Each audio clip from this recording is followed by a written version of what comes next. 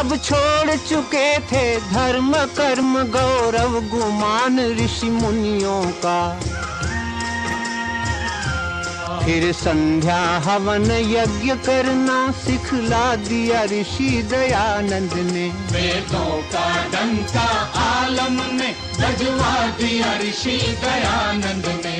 आदर्श पुरातन शिक्षा का बतला दिया ऋषि दयानंद ने। वेदों का डंका। नमस्ते सभी को। कल एक पोस्ट आई थी, एक क्रिश्चियन है, उसने ये क्लेम किया था कि सांख्य दर्शन जो है वो क्या कहते हैं, उसमें ईश्वर का वर्णन नहीं है। और मतलब एक किसी क्रिश्चियन विद्वान का उसने जो है लेख वगैरह अपने इंस्टाग्राम पर अपलोड किया हुआ था। तो उसके खंडन में जो है हमने भी पोस्ट बनाया, क्योंकि वो डिबेट के लिए तैयार नहीं हुआ। हमने उससे कहा कि जो है यूट्यूब पर आप चाहे डिबेट कर लें, या फिर जो भी आपको उचित लगे टेलीग्राम पर आ जाइए, यूट्यूब पर आ जाइए, या फिर क्या कहते हैं कानपुर में आकर डिबेट कर लीजिए, कोई दिक्कत नहीं है। लेकिन उसने डिबेट से मना कर दिया। अजीब-अजीब टाइप के रीज़न दिए, जो कि मेरे हिसाब से उतना कोई ख़ास रीज़न नहीं था जिससे डिबेट से इनकार किया जा सके। उसने कहा कि जो है हम पोस्ट पोस्ट खेलेंगे, यानी कि आप उधर से पोस्ट करके खंडन करना, हम जो है इधर से पोस्ट करके खंडन करेंगे।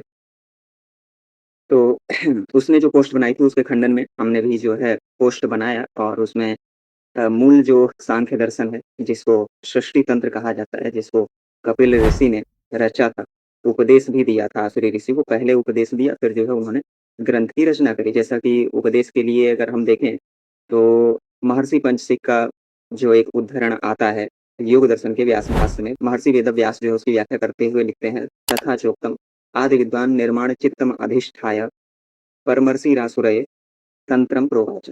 जिज्ञासमानाय तंत्रम प्रोवाच, यानी कि जो आदि विद्वान अर्थात महर्षि कपिल थे, उन्होंने रचना निमित्त चित्त को निर्माण के लिए प्रस्तुत करके जो अपने जिज्ञासु शिष्य आसुरी थे उनके लिए सांख्य का उपदेश किया। अच्छा, इन्होंने जो है उसके खंडन में ये क्लेम किया कि जो महर्षि कपिल थे उन्होंने केवल उपदेश किया है, उन्होंने किसी ग्रंथ की रचना नहीं करी। जबकि यदि हम ब्रह्म सूत्रों के व्याख्याकार को देखो, ब्रह्म सूत्रों के व्याख्याकार को देखें, जैसे कि आचार्य भास्कर हो गए, या फिर आपके ये आदि गुरु शंकराचार्य हो गए, या फिर वाचस्पति मिश्र स्वयं, जिन्होंने सांख्य कारिका पर टीका लिखी हुई है। वाचस्पति मिश्र कौन है? जिन्होंने सांख्य कारिका पर टीका लिखी है, जिसका प्रमाण ये अपनी पोस्ट में देकर सांख्य को निरीश्वरवादी सिद्ध करने का असफल प्रयास कर रहे हैं। देखिए क्या कहते हैं।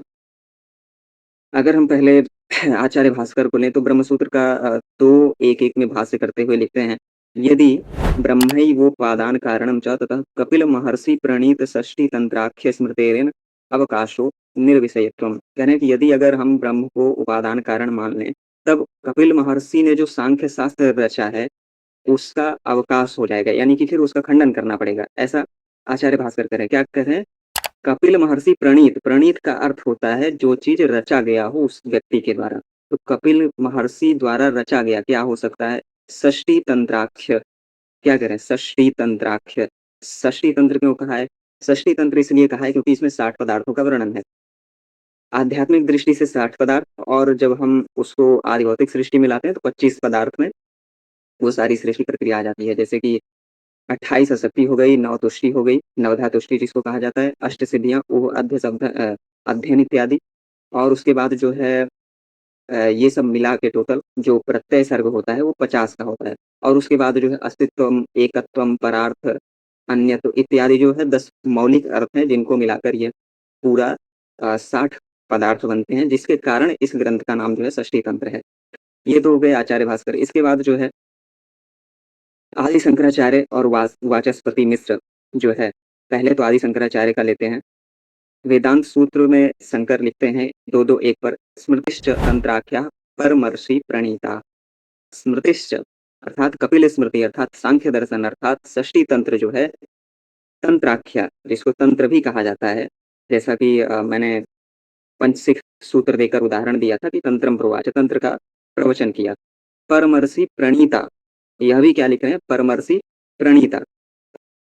उसके बाद जो है भामती व्याख्याकार वाचस्पति मिश्र इस पंक्ति की व्याख्या करते हैं, यानी कि वाचस्पति मिश्र ने शंकर वेदांत पर, शंकराचार्य ने जो भाष्य लिखा था उस पर उन्होंने वृत्ति इत्यादि जो लिखी थी या व्याख्या की थी, उसका नाम भामती है। वो लिखते हैं तंत्रयते व्युत्पाद्यते मोक्ष शास्त्र समनेन इति तंत्रम तदेवाख्याः यस्याः सा स्मृतिः तंत्राख्या परमर्षिणा कपिलेना विदुषा प्रणीता।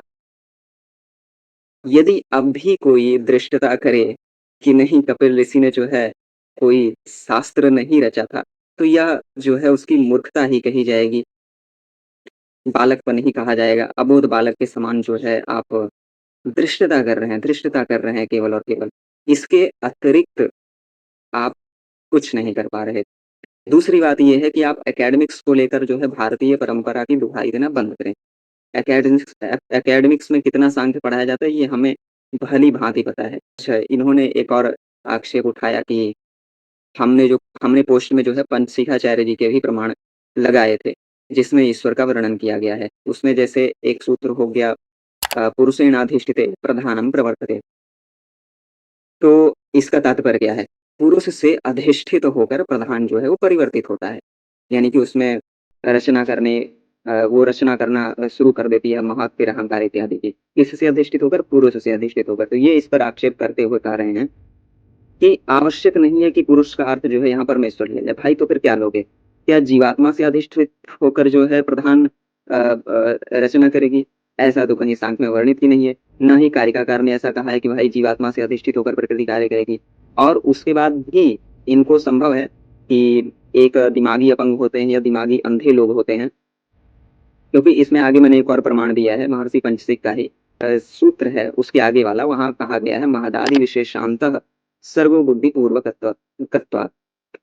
तो महत से लेकर विशेष पर्यंत, विशेष क्या है? पंचभूत तक। पहला जो प्रकृति का विकार है वह महत है, और वहां से लेकर विशेष पर्यंत यानी कि पंच महाभूत पर्यंत जो सृष्टि है बुद्धि पूर्वकत्वात्, बुद्धि पूर्वक रचा गया है।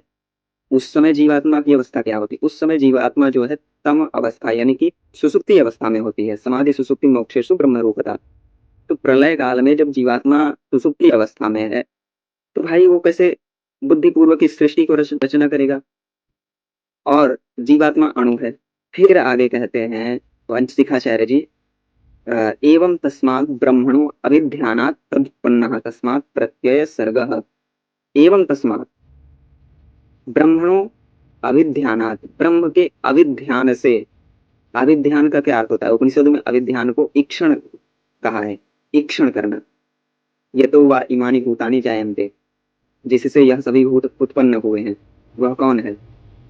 तो वही ईश्वर है। ब्रह्मणो अभिध्यानात्, ब्रह्म, ब्रह्म शब्द का अर्थ परमेश्वर में ही होता है।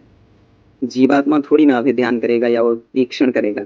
उस समय जब वह उस अवस्था में ही नहीं है, क्योंकि शरीर तो बना नहीं है। शरीर बना नहीं है तो जीवात्मा गति नहीं कर सकता, बिना सूक्ष्म शरीर के वह गति नहीं कर सकता। तो भाई प्रकृति से कौन तुम आके संबंध करवाओगे जीवात्मा का? मुझे ये तो बताओ ना, जब वह तम अवस्था में है पूरी तरीके से।